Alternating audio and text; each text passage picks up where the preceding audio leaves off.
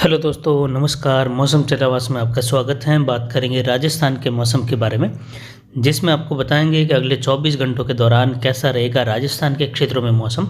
तो यहाँ पर देख सकते हैं बीकानेर, जैसलमेर और जोधपुर की बॉर्डर के आसपास के क्षेत्रों पर जो है एक सर्कुलेशन बना हुआ है, परिसंचरण तंत्र बना हुआ है, जिस वजह से पश्चिमी राजस्थान में ज़्यादातर बादल छाए रहेंगे। दोनों ही संभागों में, जोधपुर और बीकानेर में घने बादलों की आवाजाही रहेगी। हालांकि जालोर, पाली और सिरोही तक के क्षेत्रों में छितराए बादल छाए रहेंगे, जबकि बाड़मेर, जैसलमेर, जोधपुर और बीकानेर, गंगानगर, हनुमानगढ़, चूरू, नागौर और जो सीकर के क्षेत्र हैं, जयपुर, अलवर सहित जो है कुछ घने बादलों की आवाजाही के बीच हल्की छितराई बारिश जो है जैसलमेर, बीकानेर, गंगानगर, हनुमानगढ़ के क्षेत्र में हल्की, मध्यम व कहीं कहीं तेज बौछारें और इक्का-दुक्का स्थानों पर ओलावृष्टि जैसी गतिविधियां देखने को मिल सकती हैं।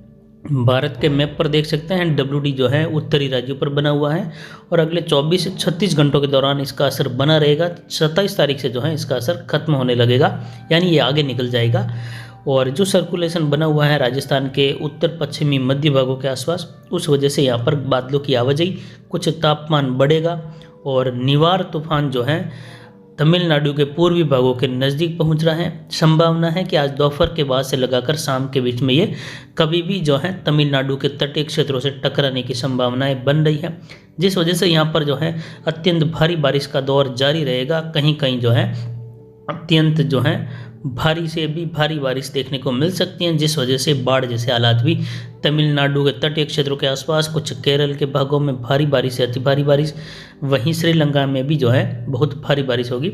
हवाओं का दायरा देख सकते हैं, जो सर्कुलेशन राजस्थान पर बना हुआ है WD का साथ दे रहा है, वह जो है निवार तूफान की वजह से उसमें से कुछ हवाओं का दायरा निवार तूफान की तरफ भी बढ़ रहा है, यानी उसको जो है निवार तूफान नमी वाली हवाओं को कम कर रहा है।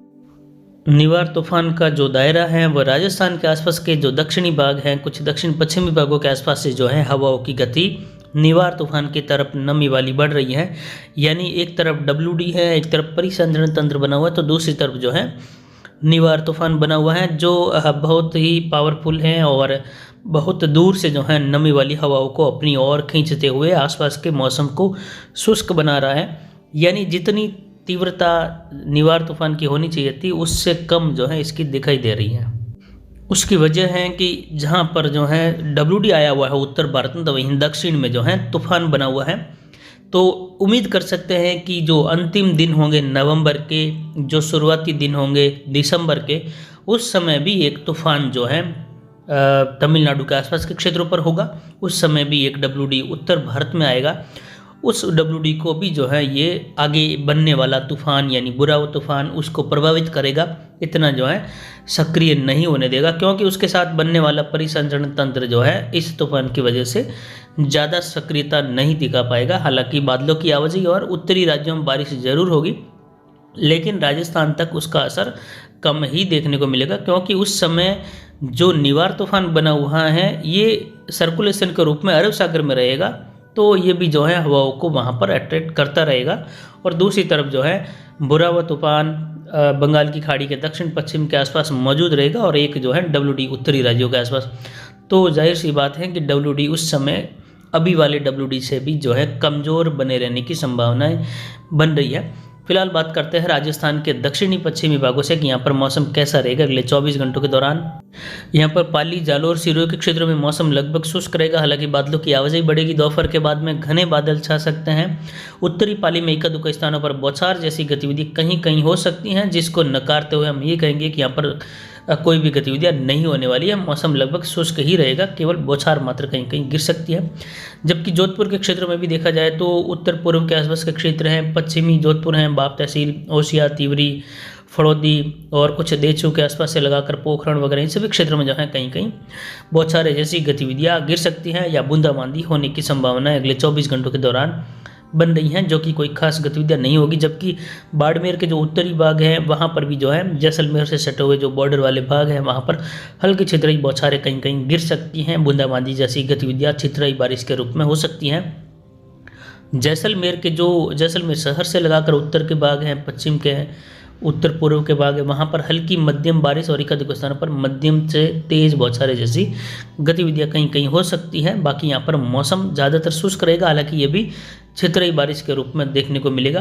कुल मिलाकर देखा जाए तो जोधपुर संभाग के जैसलमेर, जोधपुर और बाड़मेर में कुछ जगह बूंदाबांदी हो सकती है, जिसमें सबसे अच्छी बारिश का दायरा जो है जैसलमेर की जो बॉर्डर वाली या जो जैसलमेर के बॉर्डर वाले गाँव हैं, जो उत्तरी और उत्तर पश्चिमी भाग हैं, वहाँ पर कुछ उत्तर पूर्व में बीकानेर से पाकिस्तान से सटे हुए भागों के आसपास मध्यम तेज बारिश या ओलावृष्टि जैसी गतिविधियाँ होने की संभावना अगले 24 घंटों के दौरान है। इसके बाद में बात करते हैं राजस्थान के दक्षिण पूर्वी भागों की। यहाँ पर भीलवाड़ा, राजसमंद, उदयपुर, डूंगरपुर, बांसवाड़ा, प्रतापगढ़, चित्तौड़गढ़, कोटा, बूंदी, बारा, झालावाड़ में मौसम शुष्क रहेगा, हालांकि बादलों की आवाजाही यहाँ पर भी बढ़ेगी। उम्मीद है कि 24 से 48 घंटों के दौरान भीलवाड़ा, चित्तौड़गढ़, कुछ जो है डूंगरपुर, बांसवाड़ा, उदयपुर में बूंदाबांदी जैसी गतिविधियाँ हो सकती है, यानी बूंदाबांदी होने की संभावना व एक आध स्थानों पर हल्की छितराई बारिश जैसी गतिविधियाँ जो है कोटा संभाग सहित देखने को मिल सकती हैं, जिसमें कुछ एक जगह जो है जैसे भीलवाड़ा, बूंदी और जो बारा के क्षेत्र हैं, कोटा, झालावाड़ में हल्की छितराई बौछारें गिर सकती हैं या 2 से 3 या 4 mm तक की बूंदाबांदी छितराई बारिश के रूप में कहीं कहीं होने की संभावनाएं बन रही हैं। टोंक, अजमेर के आसपास से लगाकर ये गतिविधियाँ कहीं कहीं 24 से 48 घंटों के दौरान इक्का दुक्का स्थानों पर होने की संभावनाएं बन रही हैं, जबकि उदयपुर और डूंगरपुर, बांसवाड़ा के आसपास भी ऐसी ही गतिविधियाँ राजसमंद सहित देखने को मिल सकती हैं, राजसमंद के पूर्वी भागों के आसपास। बाकी ज़्यादातर यहाँ पर मौसम शुष्क रहेगा। हर जिले में ये संभावनाएं केवल 10 से 15% क्षेत्रों के आसपास होने की बन रही हैं। इसके बाद में बात करते हैं राजस्थान के उत्तर पूर्वी क्षेत्रों की। पर झुंझुनू, सीकर, अजमेर, टोंक, सवाई माधोपुर, करौली, धौलपुर, भरतपुर, दौसा, जयपुर, अलवर, लगभग सभी क्षेत्रों में मौसम शुष्क रहेगा। हालांकि हल्की छितराई बारिश भी जो है झुंझुनू, सीकर, अलवर के आसपास, कुछ जयपुर, भरतपुर, दौसा और जो धौलपुर, करौली, सवाई माधोपुर के आसपास हो सकती हैं। तो वहीं कल से जो है कुछ अजमेर और टोंक के आसपास भी बूंदाबांदी जैसी गतिविधियाँ इक्का दुक्का स्थानों पर, ज़्यादा कहीं नहीं, या कह सकते हैं अजमेर और टोंक में लगभग मौसम शुष्क रहने की भी संभावनाएं बन रही हैं। बौछार मात्र कहीं गिर सकती हैं, जबकि झुंझुनू, सीकर, अलवर, जयपुर के आसपास हल्की छितराई बारिश इक्का दुक्का स्थानों पर मध्यम जैसी हो सकती हैं, लेकिन ये हर जिले में केवल 20% क्षेत्रों के आसपास हो सकती हैं। 80% क्षेत्र लगभग शुष्क रहने की भी संभावनाएं घने बादलों की आवाजाही के बीच होने की बन रही है। ये मध्यम है। जो संभावनाएं कल जितनी थी आज उसमें कमी देखी जा रही है। उसकी वजह है जैसे जैसे निवार तूफान भारत के तटीय क्षेत्रों की ओर बढ़ रहा है, उसका दायरा जो है नमी वाली हवाओं का राजस्थान के मध्य भागों से लगाकर जो है उस ओर बढ़ रहा है। तो ये भी जो है एक प्रभाव डाल रहा है, जो कि विपरीत प्रभाव डाल रहा है WD के जो या WD की जो गतिविधियाँ होने वाली हैं उस पर। इसके बाद में बात करते हैं राजस्थान के उत्तर पश्चिमी क्षेत्रों की। यहाँ पर गंगानगर, हनुमानगढ़, चूरू, नागौर, बीकानेर के क्षेत्रों में मौसम बादलों की आवाजाही के बीच में और हल्की छितराई बारिश के बीच में रहने की संभावना है। यहाँ पर 50 से 60% क्षेत्रों में जो है हल्की छितराई बारिश होने की भी संभावनाएं बन रही हैं, जबकि बाकी के 40 से 50% क्षेत्रों में घने बादलों की आवाजाही के बीच में बौछार या फिर जो है बूंदाबांदी जैसी गतिविधियों के बीच मौसम शुष्क भी रहने की संभावना है। पश्चिमी बीकानेर के क्षेत्रों में मध्यम तेज बारिश होने की भी संभावनाएं बन रही है। खजुआला, रावला मंडी, गड़साना जो गंगानगर के क्षेत्र हैं मध्य से लगाकर वहाँ से ये कुछ उत्तरी भागों में भी, यानी गंगानगर में देखा जाए तो गंगानगर, हनुमानगढ़ के लगभग सभी भागों में जो है बारिश की संभावना बन रही है, लेकिन फिर भी बीच बीच में मौसम शुष्क भी रहेगा।